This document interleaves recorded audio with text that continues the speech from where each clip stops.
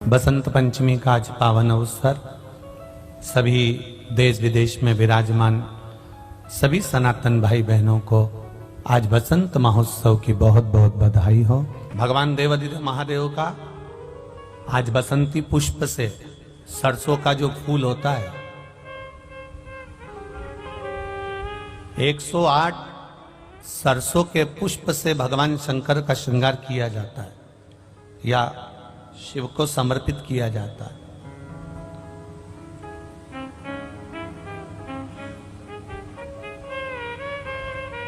अगर डॉक्टर बोल भी देता है कि ऐसा लग रहा है कि कोई बड़ी बीमारी आने वाली है, शरीर में कोई ऐसा रोग आने वाला है कि ये बहुत बड़ा रहेगा, हम उनको हमेशा कहते आए हैं कि प्रयास करना कि बसंत पंचमी के दिन सरसों के फूल 108 शंकर भगवान को चढ़ जाएं, उसके बाद जांच करवाना प्रारंभ करो, बड़ी बीमारी नहीं आएगी, बाबा उसको टाल ही देगा। उसका नाम महामृत्युंजय है,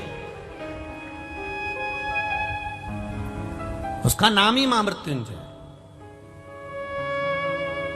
और हमने पहले भी बैतुल की कथा में कहा था कि सरसों का जो पुष्प होता है, कोई आप कार्य करने के लिए जा रहे हो, कोई ठेकेदारी करने के लिए जा रहे हो, उसमें भी सरसों का पुष्प देवादिदेव महादेव के लिए बहुत प्रबल होता है, बहुत प्रबल।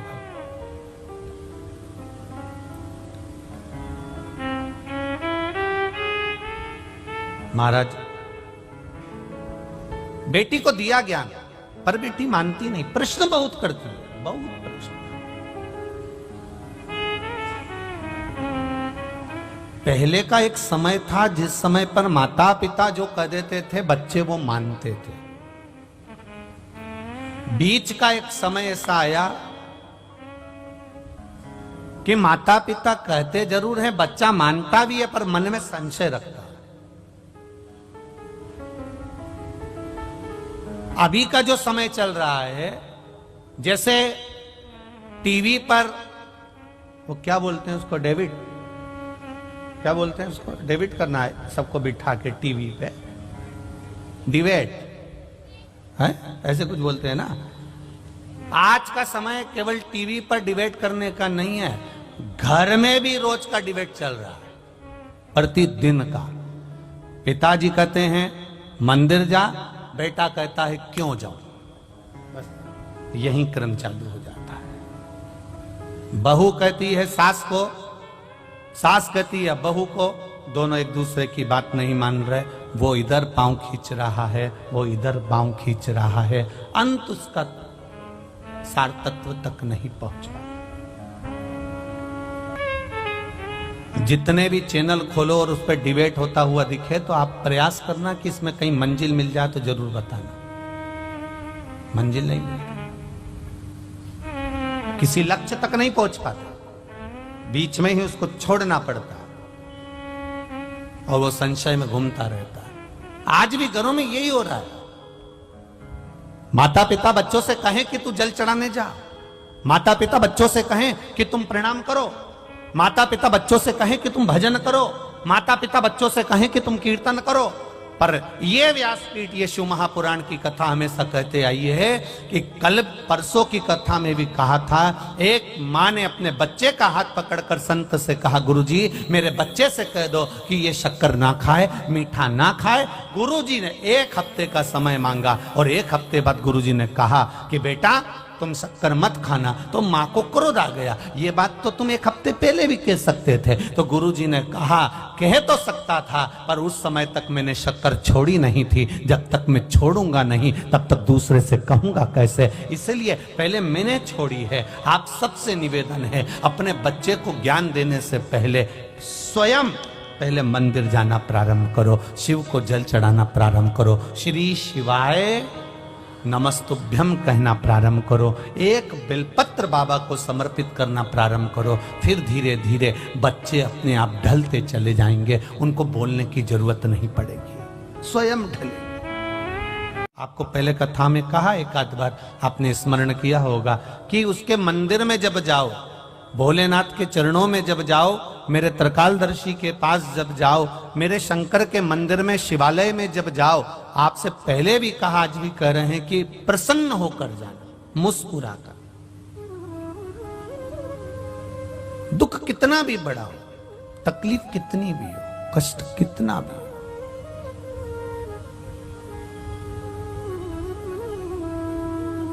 जब हम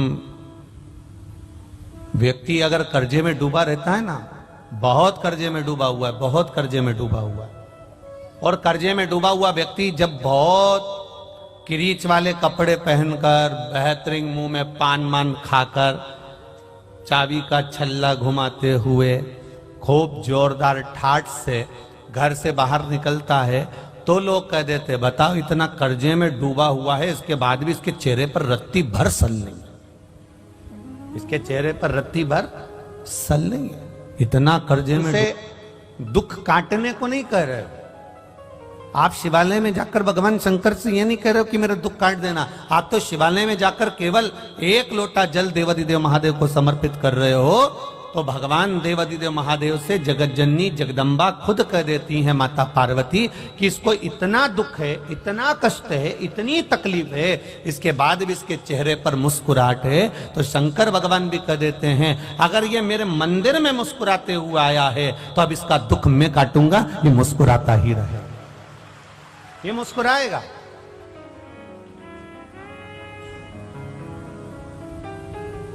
हम उसके भरोसे पर हो जाए, हमारा प्रत्येक क्षण, प्रत्येक पल, प्रत्येक घड़ी, प्रत्येक पल हमारा देवादिदेव महादेव का हो जाए। एक शिव भक्त का शंकर भगवान के मंदिर जाना, शिव जी को एक लोटा जल चढ़ाना, उस मंदिर से वापिस आना, मंदिर पर गए, आपके चरण में, आपके शरीर में, आपके कपड़ों में मंदिर की रज, शिवालय की रज, शिवालय का कंकर, शिवालय की धूल आपके शरीर में जब लगती है, और वो धूल लगे हुए आप जब घर में आते हो, शरीर में कहीं ना कहीं चढ़ाए हुआ जल का छींटा लेकर आप घर में आते हो, या कहीं मंदिर के अंदर थोड़ा बहुत कीचड़ हो रहा है, गीला हो रहा है, उस कीचड़ लगे हुए पांव से, उस गीले पांव से आप अपने घर में आते हो, तो भी हमारे घर में आने से हमारे पवित्र घर का आनंद अपने आप बढ़ जाता है, उसका सुख प्राप्त हो जाता है। कितना सुंदर संवाद एक शिव महापुराण के अंतर्गत। काश्मीर प्रदेश में एक देवव्रत नाम का ब्राह्मण रहता था।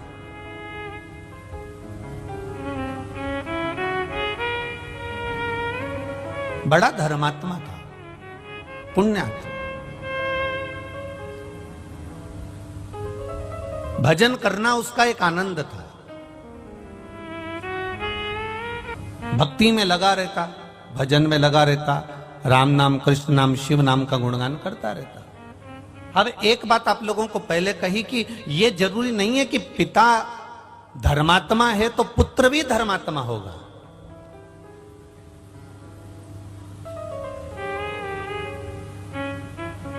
पिता अगर एक श्रेष्ठ वक्ता है तो पुत्र भी श्रेष्ठ वक्ता होगा।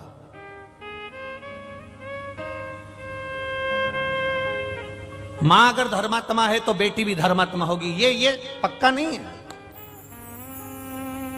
पिता के भाग्य में अगर सुख लिखा है तो बेटे के भाग्य में भी सुख होगा, यह पक्का नहीं है। पिता के भाग्य में हजारों एकड़ जमीन है, बेटे के भाग्य में 1000 एकड़ है कि नहीं, यह पक्का नहीं है।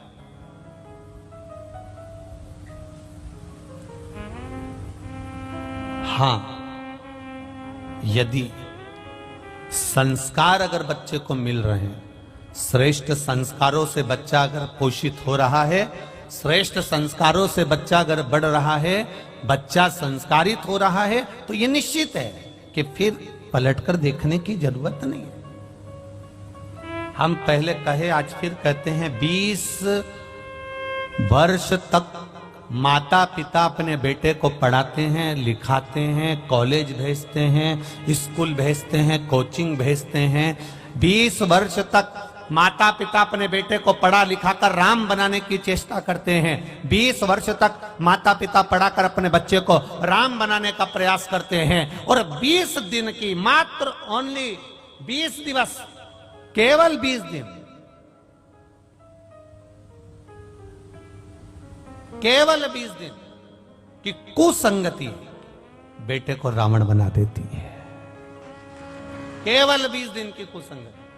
20 वर्ष तक माता पिता बेटे को राम बनाने का प्रयास कर रहे हैं। 20 वर्ष तक माता पिता बेटे को कोचिंग दे रहे हैं, ट्यूशन दे रहे हैं, अच्छी जगह पढ़ने भेज रहे हैं, ज्ञान की बातें कर रहे हैं, सब कुछ कर रहे हैं। 20 वर्ष तक माता पिता अपने बेटे को राम बनाने का प्रयास करते हैं, पर 20 दिन के अंदर वो रावण बन जाता है। उसका मन, चित्त, वृत्ति, उसके विचार अलग हो जाते हैं, घर से अलग।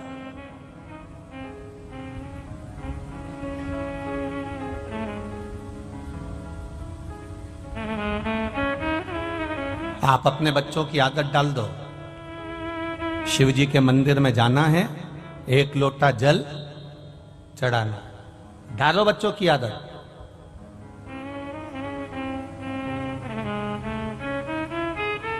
जिस घर के बच्चे शंकर भगवान के मंदिर की सीढ़ी चढ़ना सीख जाते हैं, जिस घर के बच्चे शंकर भगवान के मंदिर का द्वार जाना चालू कर देते हैं, उस घर के बुजुर्ग कभी वृद्धाश्रम के द्वार नहीं जाते हैं।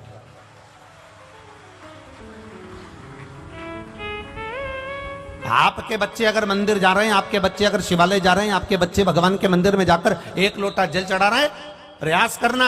आपके घर का बच्चा अगर शंकर के मंदिर जा रहा है, आपके घर के बेटा बेटी अगर शिवालय जा रहे हैं, 1 लोटा जल चढ़ा रहे हैं, 1 लोटा जल समर्पित कर रहे हैं, तो ये विश्वास मानकर चलना कि आपको वृद्धाश्रम जाने की जरूरत नहीं पड़ेगी। क्योंकि जो शिव की सेवा करना जानता है, वो अपने घर के बुजुर्गों की सेवा करना भी जानता है। उसको आता है कि मेरे घर के बुजुर्ग की सेवा मुझे कैसे करना, उसको ज्ञात है।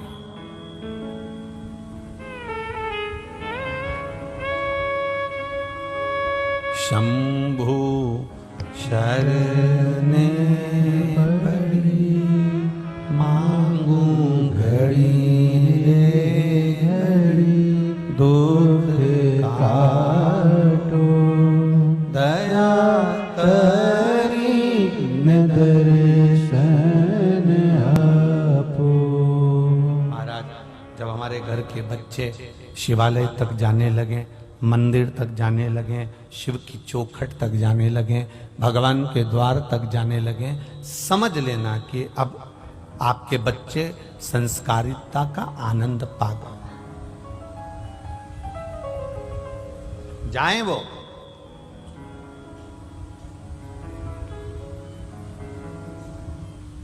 कश्मीर प्रदेश में रहने वाला एक ब्राह्मण है देवव्रत, जो भगवान का भजन करता है, स्मरण करता है, अपनी बेटी को रोज ज्ञान देता है, प्रतिदिन अपनी बेटी को समझाता है।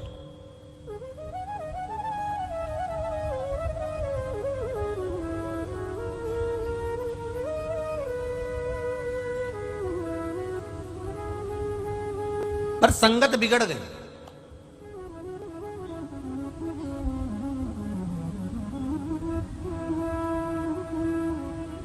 अपनी बेटी से रोज कहता है कि शिवालय जाकर 1 लोटा जल चढ़ा दिया कर। अपनी बेटी से कहता अगर शिवालय नहीं जा सकती तो 2 मिनट भगवान का भजन कर लिया कर। अगर भगवान का भजन नहीं कर सकती तो मंत्र जाप कर लिया कर। मंत्र जाप नहीं कर सकती तो किसी गुरु की शरणागति ग्रहण कर कर उनके द्वार की सेवा कर लिया कर। पर बेटी ना तो जल चढ़ाने जाती है, ना मंत्र जाप करती है, ना नाम जाप करती है, पर बेटी अपने पिता देवव्रत से संवाद जरूर करती है। जल चढ़ाने से क्या होगा? आपके घर के भी बच्चे कर देते कभी कभी। पानी चढ़ाने से क्या होगा?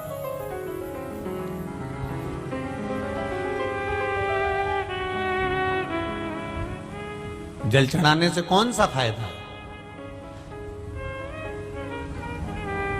एक बात बहुत ध्यान लगाना, बारिश का पानी, आकाश से जल, बरसात का जल जब जमीन पर गिरता है तो वो नाली में जाएगा, खड्डे में जाएगा, खड्डे में से नाली में जाएगा, नाली से गटर में जाएगा, गटर से नाले में जाएगा, नाले से नदी में जाएगा, नदी से तालाब सरोवर होता हुआ आखिरी में समुद्र के पास पहुंच जाता है। बारिश का जल गिरा तो वो समुद्र तक पहुंच जाता है।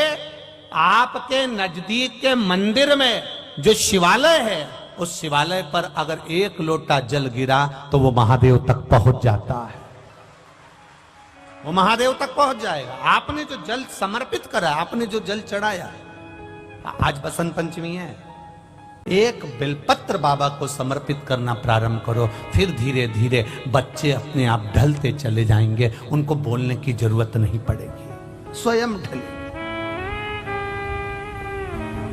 देवव्रत, कश्मीर प्रदेश में देवव्रत नाम का ब्राह्मण, और ब्राह्मण अपनी बेटी को हमेशा कहता है अपनी संगति सही रखना, विचार सही रखना, सोच सही रखना, गलत लोगों में मत पड़ जाना, गलत लोगों के बीच में मत जाना। बार बार अपनी बेटी को समझाता था, पर बेटी का विवाह कर दिया गया। बेटी का विवाह करने के बाद भी बेटी की चित्त बुद्धि सही नहीं हो पाई। वो विवाह होने के बाद भी पर पुरुषों पर उसकी दृष्टि पड़ी रही, पर पुरुष पर उसकी दृष्टि पड़ी रही।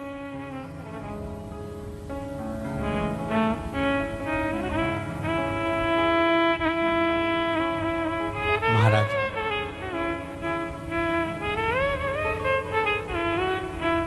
स्कंद पुराण का यह संवाद है। स्कंद पुराण का संवाद, दृष्टि गलत पड़ी रही। शादी होने के बाद भी पर पुरुष पर उसकी दृष्टि जाती थी।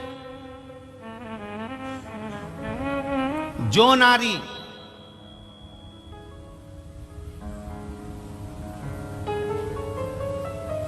विवाह के पश्चात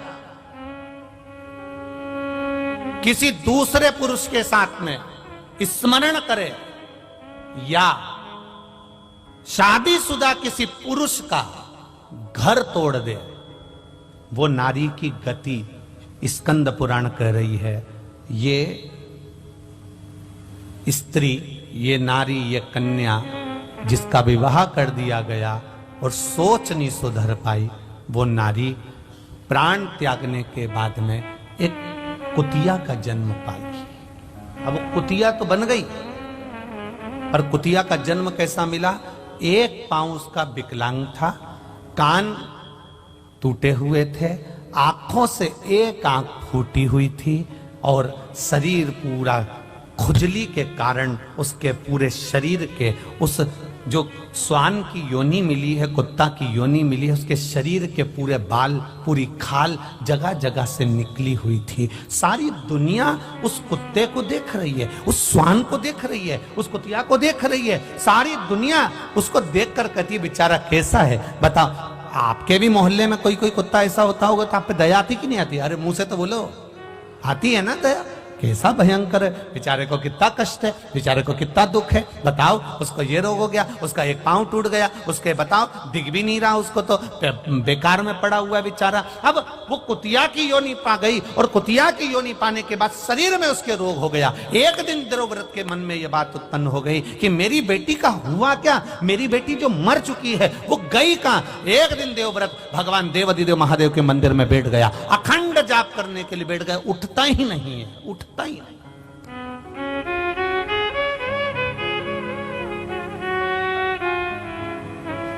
उठ ही नहीं रहा।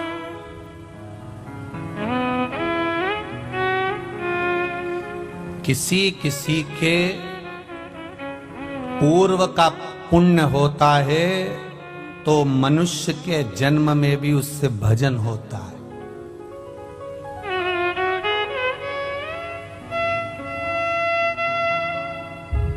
किसी का पूर्व का पुण्य हो तो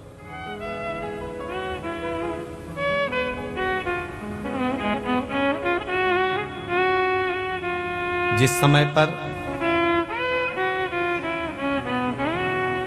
महाभारत में पांडवों में युधिष्ठिर, नकुल, सहदेव, भीम, अर्जुन ये सब थे, और जिस समय पर अर्जुन मर गया,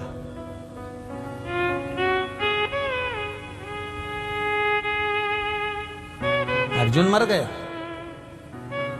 जिसने महाभारत सुनी होगी उसके स्मरण में होगा। अर्जुन मरा, अर्जुन के प्राण छूटे किस समय?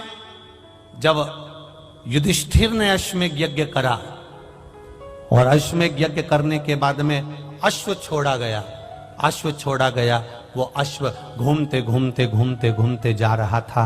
अर्जुन उस अश्व के पीछे भेजे गए और अश्व के पीछे अर्जुन को भेजा गया कि ये अश्व जहां जा रहा है इस अश्व को तुम्हें देखना है, इस अश्व को छुड़ाना है। अर्जुन जहां जाते वहां दिग्विजय कर कर आते, वहां से विजय प्राप्त कर कर आते। वो अश्व जाते जाते जाते जाते जाते जाते आगे